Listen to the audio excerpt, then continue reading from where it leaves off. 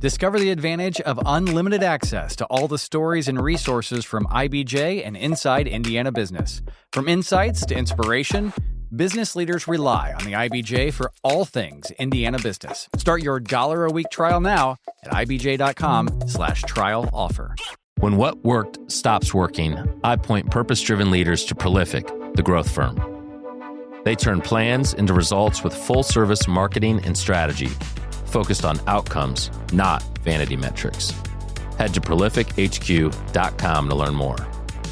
And so I parked my car and I walked through the fence and I walk up to the house and the dogs are barking and my heart's pounding. And I'm like, what am I doing? I hope they don't shoot me. And this guy walks out and says, what are you doing on my property? And I said, hey, I want to buy some land for you. I want to build some storage units. Can I come up to your porch and talk to you? He said, absolutely not. I handed him a piece of paper with my name and his property, an aerial view of his property. And I said, call me if you change your mind. Hi, I'm Dave Neff, host of Talent Scout. On this show, we shine a light on Indiana's next generation of leaders who are making a difference in business, community, and civic life. These are real conversations about purpose, mentorship, and building a future that matters. Join me as we invest in leadership that lasts. Welcome to another episode of Talent Scout with Dave Neff. My guest today is David Muselman, president of DJM Investments. David, welcome to the show. Dave, thanks so much for having me. I don't think there's anybody better for this job than you, and I'm honored to be here today. We're going to have a lot of fun. You're kind, man. You're kind. Well, I've had the pleasure of knowing you, David, I think since you were maybe in high school, going off to college at Taylor University. But, you know, for our audience, you grew up in Indiana, small town.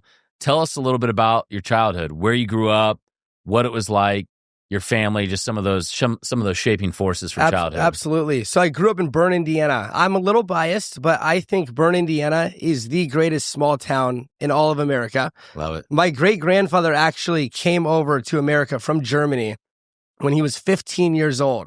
He came over on a boat, got to Ellis Island, no English, no money, learned New York City, moved to Pennsylvania to be an indentured servant, and eventually ended up in Berne, Indiana. Wow. And that is how our family got to Berne, Indiana. It's a beautiful town. I love Berne. Again, I say I'm biased, but just awesome, had Swiss awesome days, right? place, awesome place to raise a family, awesome place to live. Swiss Days, it's the best festival. Absolutely. Yeah, what is Swiss Days? It's the last weekend of July every year, and food, vendors, you know, some rides, some roller coasters for the kids, bands, live music, all the above. It's a great spot. Because Berne's heritage is Berne, Switzerland, yes, sir. Right? Is where the namesake comes from. Yes, sir. That's great. Yeah. Okay, so grew up in Berne. How many people in 4,000. 4,000. 4,000, but it's interesting. There's like 10,000 Amish surrounding the city. Yeah. So it's a big Amish presence, big Swiss presence. And it's some of the best people in the world. Yeah. Live in Berne. What was childhood growing up in Berne? Small town, rural Indiana. I know you've got good friends. You've got an older brother, older sister. What were some of the activities you were involved in? Yeah, so it's interesting. I think at the end of the day, life is all about people. And it doesn't matter where you are, whether it's Berne or Carmel, Indiana, or New York City. Life is all about people and getting dinner with friends and creating your own fun. And so being in Berne, we created our own fun. We lived on a lake. We were on the lake a ton, did sports. I had the awesome opportunity to play 3 varsity sports. I mean, I'm not playing 3 sports at Carmel High School, Dave. It was an awesome opportunity. My family's amazing. My parents are my heroes. My older brother is one of my best friends on the entire world. And I'm really thankful for my hometown. Yeah. That's amazing. And remind me the high school.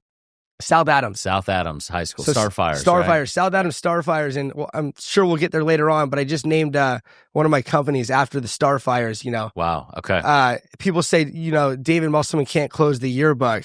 Yeah. But I said I wanted a Starfire self-storage. I wanted the SSS. Yeah. It sounds good. Well, that's great. Well, you know, take us. So you grow up, have a great sort of idyllic childhood in Berne, Indiana, South Adams High School.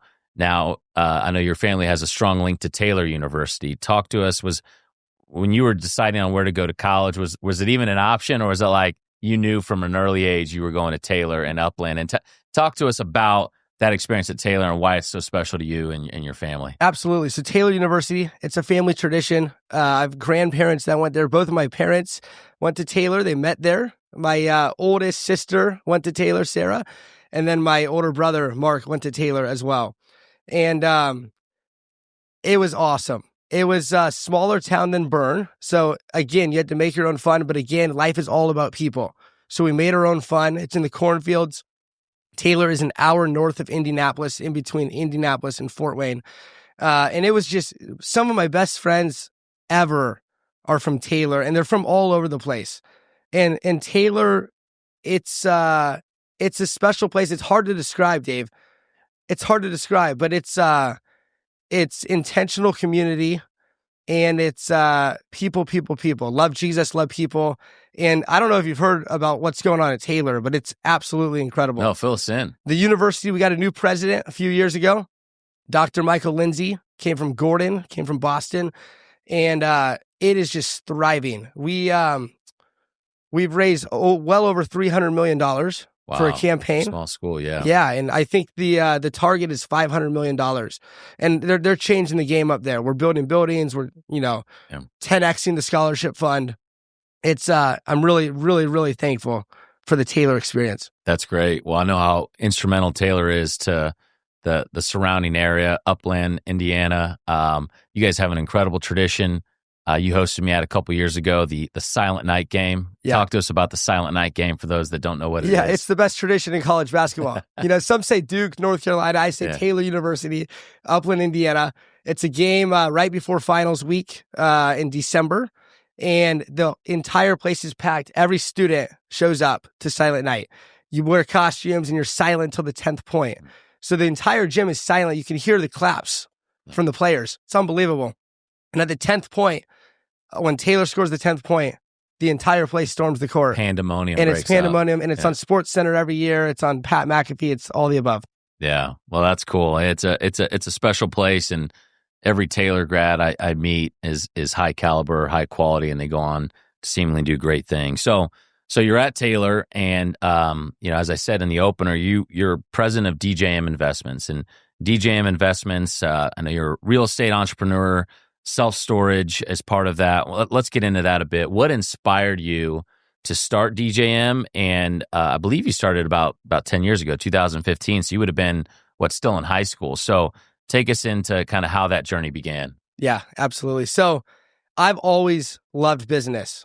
I've grown up in the business world. I've grown up, I probably read How to Win Friends and Influence People when I was 10 years old, Dave. Wow. I started with a vending machine business.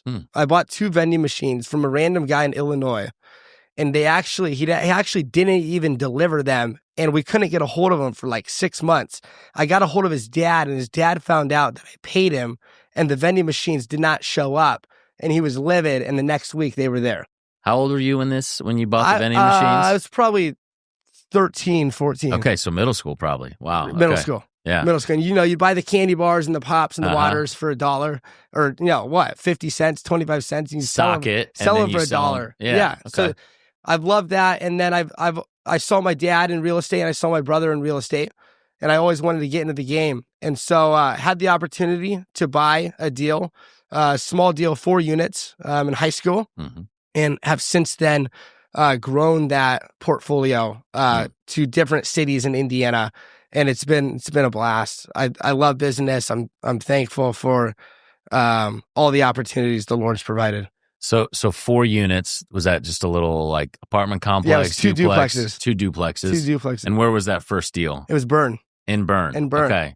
So you're now up to how many units in both apartments and storage units? Yeah, so just bought a deal. The market's been crazy, the apartment market, but just bought a deal a few weeks ago.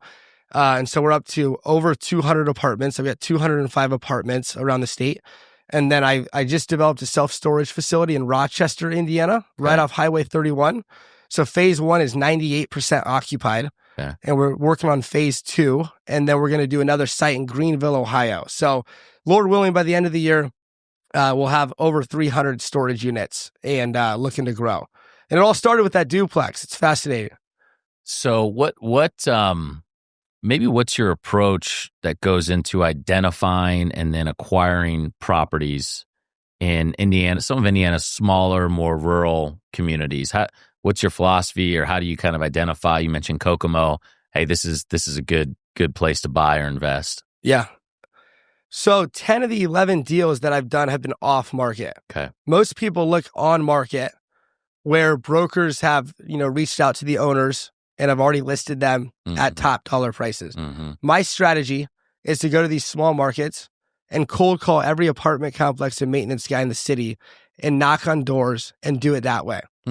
So I've done deals from my banker calling me and telling me that he's interested in selling. I've had them call me. It's all God's favor. I've snuck through a fence. In Rochester, there was no land to build storage units. And so I got on the GIS and found out who owned it. And I drove 2 hours on a Friday night, and I get to this farmhouse and it's raining cats and dogs. And I said, I can't turn around. Yeah. And so I parked my car and I walked through the fence and I walk up to the house and the dogs are barking and my heart's pounding. And I'm like, what am I doing? I hope they don't shoot me. Yeah.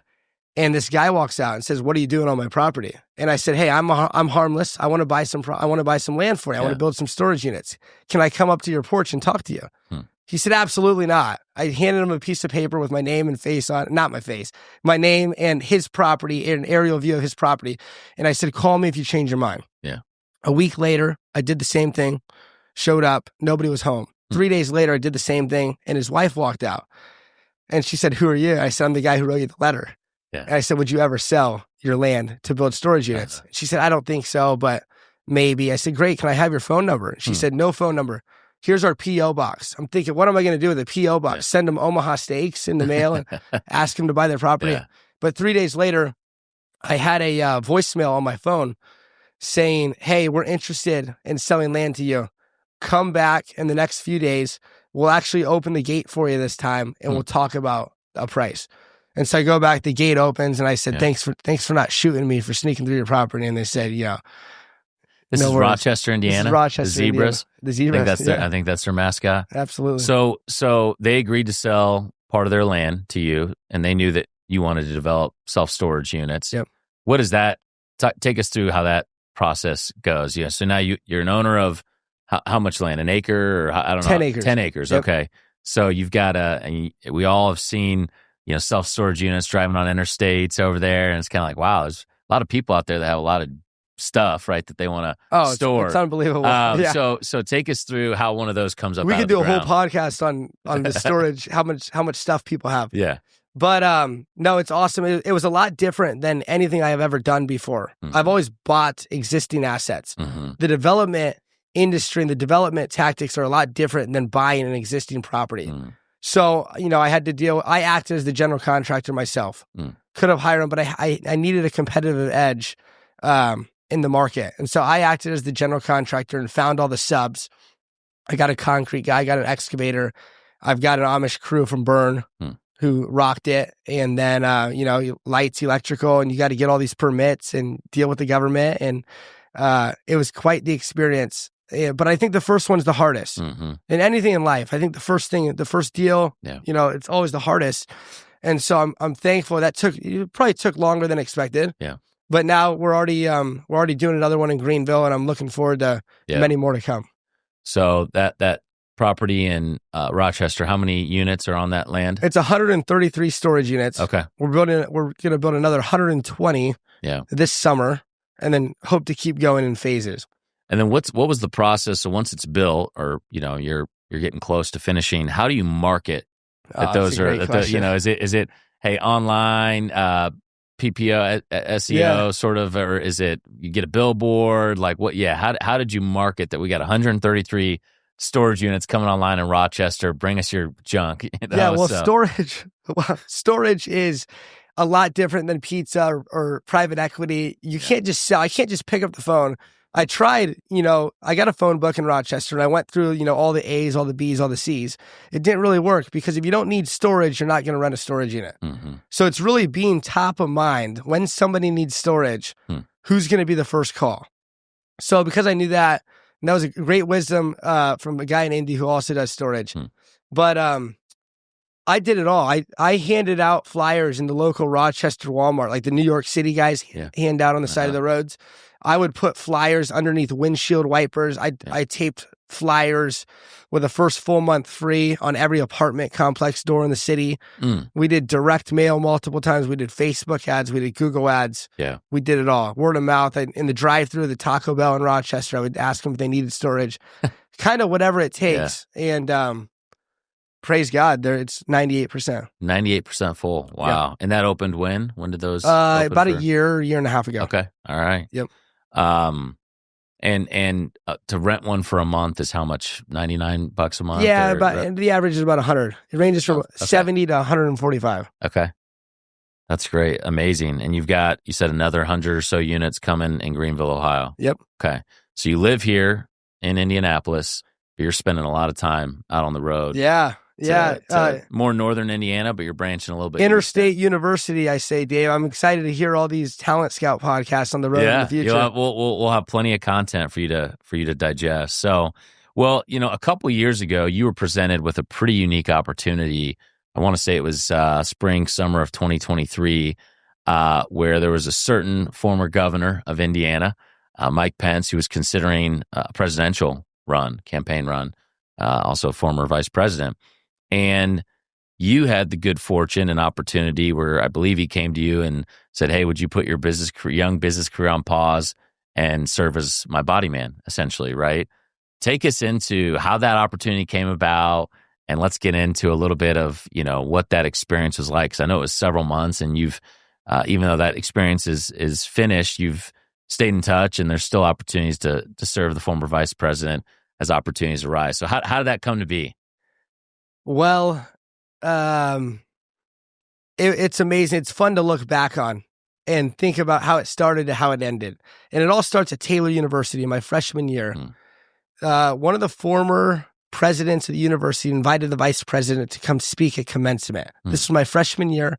Would have been January or February before they made the announcement. And there were a few people that didn't believe in the Christian conservative values that the vice president believed in, and they were a little upset. Yeah. And the media took that and ran with it. And the media said, there's a large amount of people who don't want the vice president to come to Taylor University, where he was a former governor, former congressman, and is the current sitting vice president of the United States of America. And I saw those articles, and I said, that is not true. That is garbage. The entire university is fired up to have a sitting vice president come to Upland, Indiana. You've been to Upland. Yeah. It's a small town. It's growing. And President Lindsay's going to, bring it back. But it's a small town. To have the former vice president come to Taylor is a big deal. And so my friend called me and said, hey, do you want to make T-shirts that say, I like Mike with the vice president's face on it? It's classic. I said, absolutely, I'm in. Yeah. And so we got those T-shirts. And I knocked on every college dorm room at Taylor University, and I sold them for $10. They cost $10 to make. I sold them for $10. And I said, we need to show the world that Taylor University is fired up to have the sitting vice president of the United States come to Upland. Yeah. So then those T-shirts and that. How many shirts did you sell? Well over 100. Yeah. Okay. Well over 100. Yeah. The I Like Mike campaign got some coverage. Yeah. I'm not sure if it was the vice president or one of his staffers, but somebody saw that in DC and they said, we want to meet with those kids. We want to meet with the guys who are supporting us. Yeah. And so I got a call. It was fun. I got a call from the Secret Service and they said, hey, the vice president would like to meet with you, but we need all your friends who you're bringing. We need their social security numbers. And by the way, you can't tell them that they're going to meet with the vice president. Okay. And so I called all my friends and I said, hey, can you just trust me? Can you just trust me?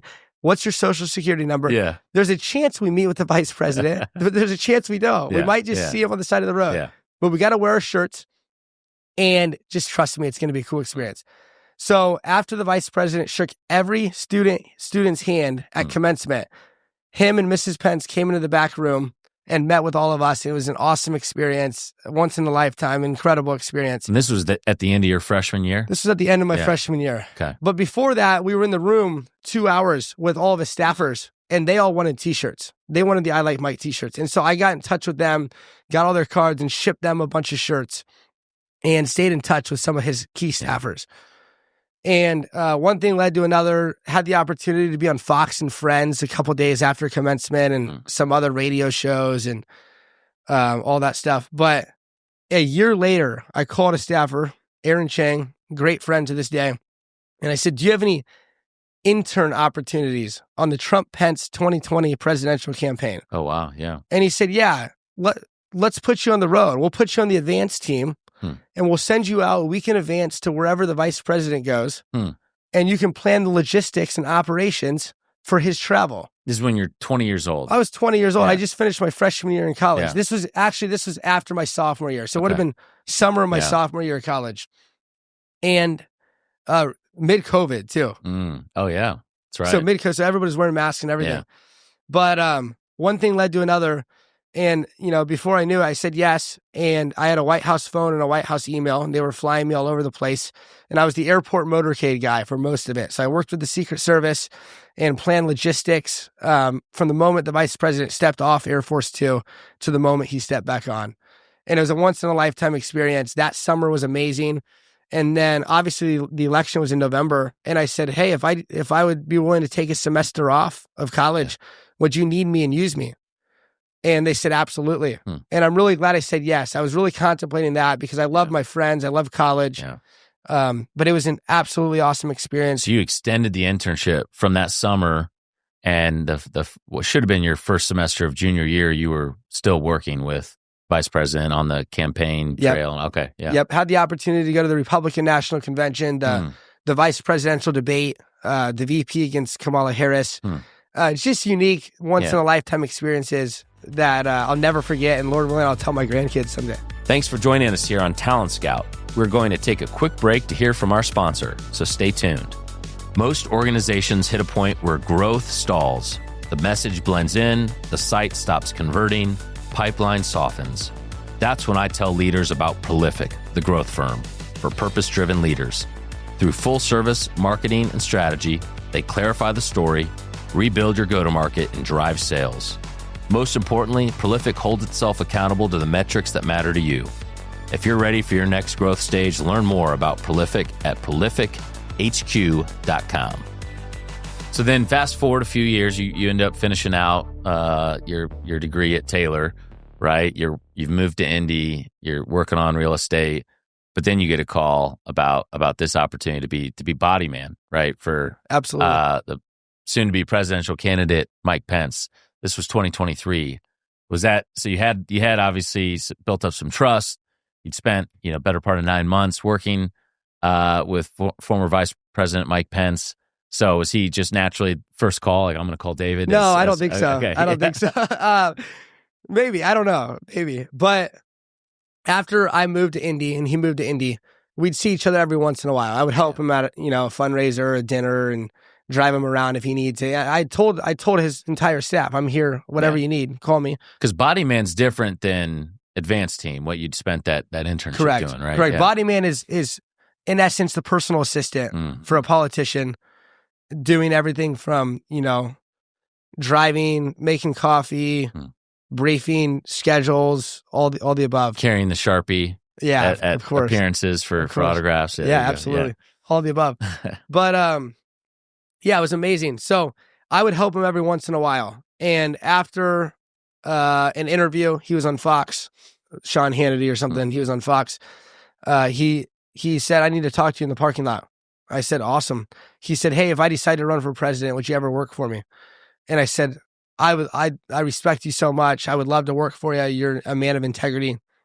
But I don't know if I want to leave my business. This is a full-time job. I've got a lot of weddings. I was planning to do a 3-week mission trip. Yeah. Just a lot of commitments. And bachelor parties. You had a lot going on. One thing led to another. And he said, all right, will you at least pray for my family and I? And I said, absolutely. Can I pray for you right then? And I prayed for him for wisdom and discernment. And he gave me a cell phone number and he said, text me. And a week later, we were together on a plane from Indy to Iowa in Atlanta and back. And on the way back, he said, you got to do it. Come on. And he said, you're 24 and you're single. It's going to be an awesome experience. And I say that story in a humble way. I don't want to act like I wasn't going to do it or anything. I just had other commitments. And when I say yes, I want it to be 100% yes. And so I prayed about it and thought about it. And I gave him my yes in the next, 6 to 10 months, all day, every day. besides Sundays, Yeah. all over the place. How many flights in that 6 month, 8 month window? Probably a couple hundred plus. Wow. Yeah, I saw half the counties in Iowa, probably more than half the counties, from Napa Valley to Aspen to Chicago to New York to Fox News interviews and all the above. And I can't say better things about the Vice President and Mrs. Pence. They are the best people to work for. They are unbelievable. And it was an experience that I'll never forget. And he's a good man. I still consider him a good friend today. Yeah. Well, that's incredible, David. Tell us, you probably had to see so much of the country, right? Just over those 6 to 9 months.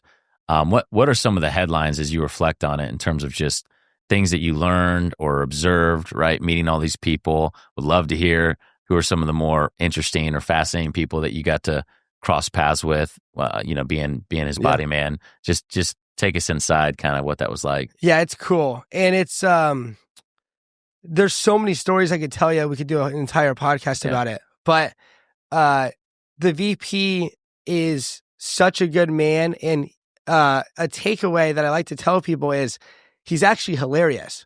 And we laughed every day. We laughed and we joked back and forth every day. And here's a story. We were in a diner in Iowa, middle of nowhere, Iowa, north of Des Moines. And he's going around talking to people. And this guy / protester comes in and, says a bunch of 4-letter words, says, we don't want you in Iowa, and starts yelling at him and screaming at him. And he doesn't yell back. He doesn't walk away. He looks around at the people in the diner. He looks at the media and he says, I'll write that down, guy, I'll write that guy down as a maybe. And the whole place erupts. And so it's just stuff like that where you can't take yourself too literal. Yeah. He had a mission. He had a mission to win. You can't take yourself too literal, and you can't make everybody happy. But the persistence that I saw from him and the sense of urgency, I think those are the big takeaways. When you want something, when you feel called to something, you got to do everything it takes to go get it. Wow. And did I hear he has the gift of impersonations? He does. Yeah, he's funnier than people might realize. Oh, he's hilarious. Talk to us about, I'm sure you had to meet a bunch of governors, CEOs. Who's an interesting person or two you met? Yeah, that's a great question. Yeah. All over the place. I met, all the other candidates running, interacted with them a decent amount, met a lot of governors all over the place. A lot of business guys were my favorite in different meetings, from Chicago to New York. But I really enjoyed meeting the Hoosiers. Yeah. I'm from Indiana. Yeah. I've been blessed to meet a decent amount of people in Indiana, but meeting the Hoosiers that the VP interacted with was one of my favorite parts. Who's one that left an impression on you? A Hoosier business leader. Yeah. Well, the VP is good friends with a lot of people. I knew him before, but Chuck Sirac from Fort Wayne is a good friend. And anytime I was with the Vice President, Chuck, it was always special times. And my relationship with Chuck started at Taylor University. I say everything comes back to Taylor University. Chuck has been incredibly generous to Taylor over the last few years. Founder of Sweetwater Sound. Yep, right? in Fort Wayne. 45 minutes north of Berne. And so I had never met Chuck growing up, but when I got to Taylor senior year, he was at some meeting at Taylor or some fundraiser, and I walked up to him and I started talking to him. I said, I'm David Muselman. I've heard so many great things about you. Thanks for all you do for the community. And we had a great chat, 30 minutes, and that has led to a really fun relationship. He's taken me up in his helicopter, and I know it's one of his businesses. Breakfast. He's got a helicopter sweet aviation helicopters, business. sweet aviation. Yeah. So I think, I could give you a lot of names, but meeting the Hoosier business leaders was some of the best parts. That's incredible. Well, you clearly, it's still a young age in life, have learned the art of just say yes to as much as possible, right? And it's opened so many doors and opportunities and relationships that continue to get presented. But you represent Gen Z, right? I'm a millennial, older millennial, and people used to give us a lot of gruff when we were in our 20s of our pros and cons, and they're lazy or entitled or all this or that. What should our listeners know about Gen Z? This is part of the IBJ Media Network, so we've got all ages listening. But what is it about Gen Z, and how is your generation uniquely wired in the workplace? Yeah, I think Gen Z is extremely passionate. And not everybody, but not all the millennials are extremely passionate either. Yeah. So I think Gen Z really desires the authentic relationships. Yeah. I think they can sniff through the fakeness in a lot of areas. And I think Gen Z is willing to work and willing to get stuff done. And like you talked about with the yeses, I think people are open to saying yes. And people are open to becoming lifelong learners. Yeah. And like, you know, investing in the stock market or anything with compound interest, the eighth wonder of the world, I'm a firm believer in the idea that yes is compound. Yeah. When you say yes to one thing, you never know what's going to happen with that yes and where the Lord can take you. Yeah. So I think Gen Z is, you know, obviously we have to be the future because we're the youngest. Yeah. But I think Gen Z's fired up and Gen Z is going to do some really cool things. And they don't all just want to be influencers. No. Correct. Okay. No, we were talking about that before the show. Want to dispel that myth just with the rise of social media influencers who knew that was a career 20 years ago. It's unbelievable, isn't it? It seems to be amongst a lot of young people their number one desired career goal. And I also think there is a desire. I mean, you see these guys going to Harvard Business School. They're not going to be consultants. They're going to buy plumbing companies. Yeah.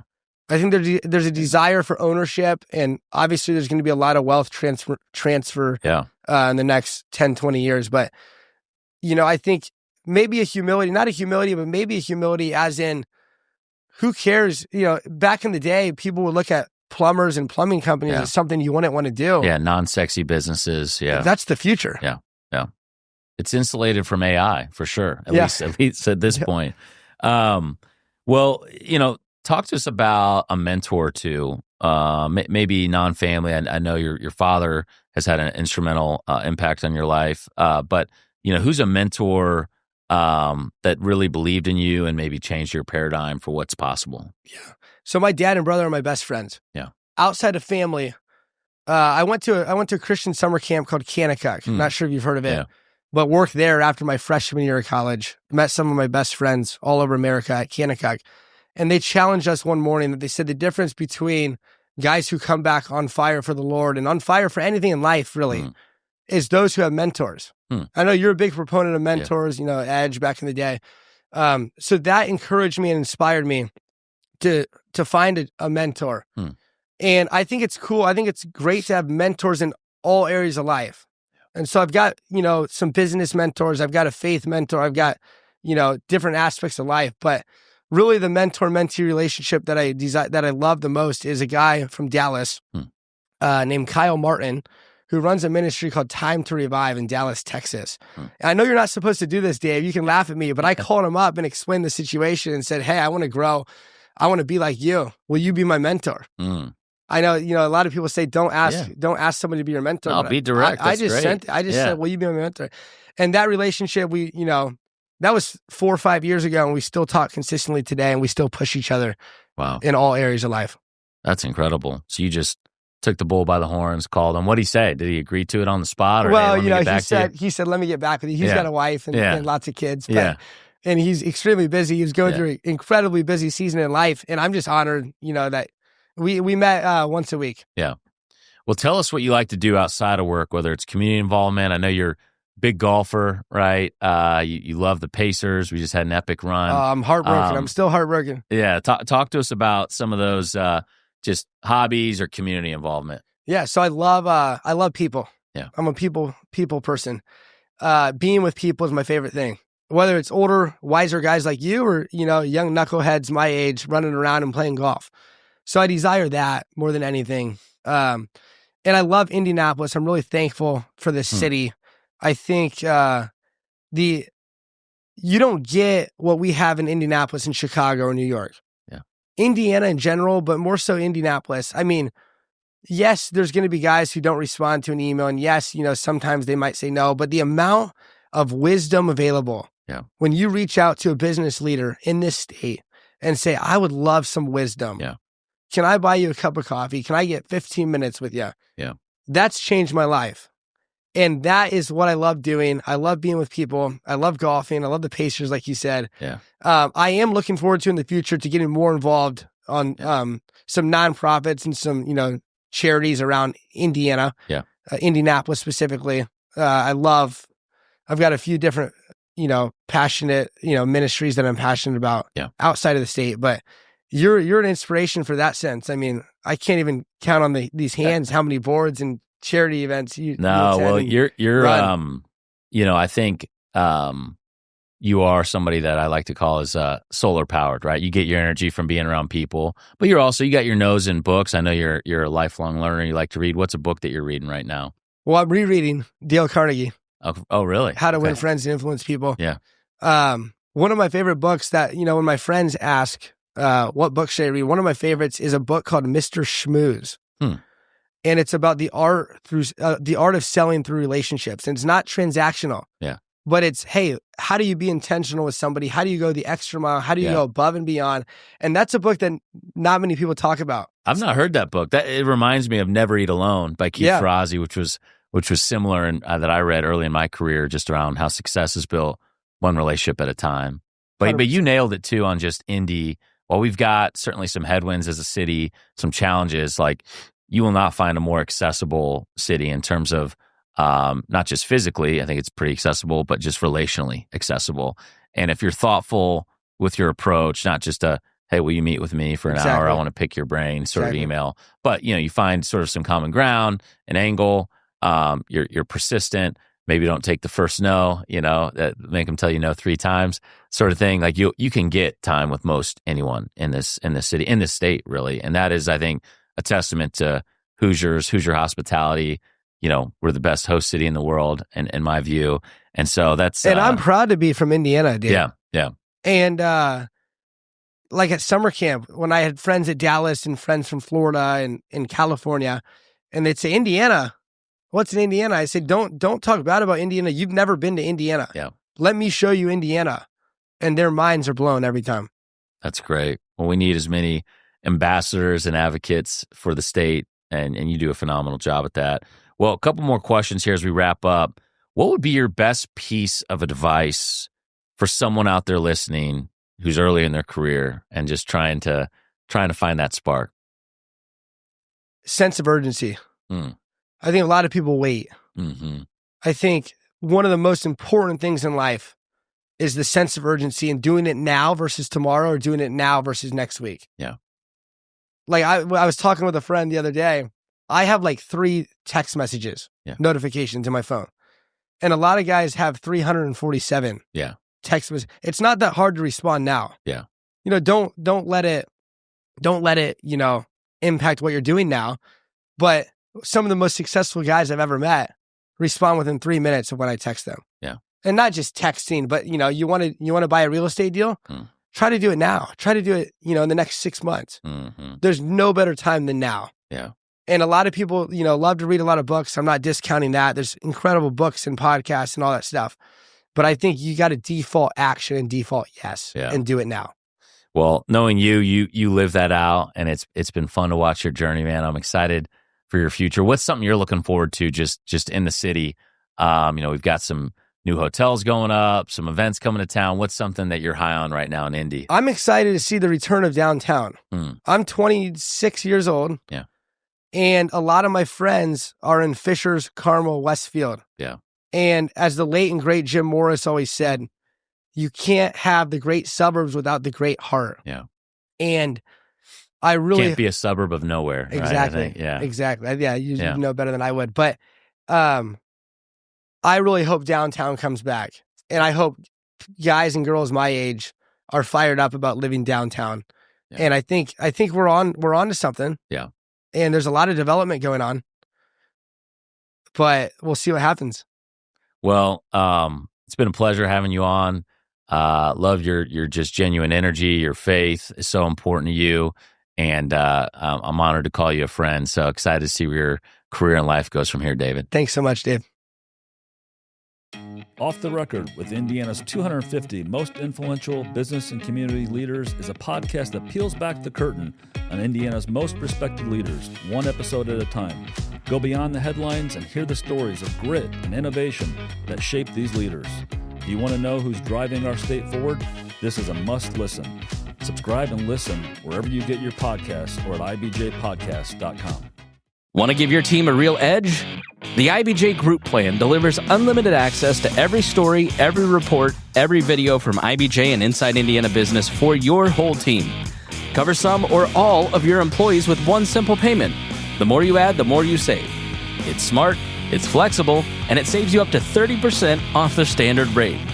Already have IBJ subscribers in your office? Group up and save big. Learn more and get started now at ibj.com/group-plan.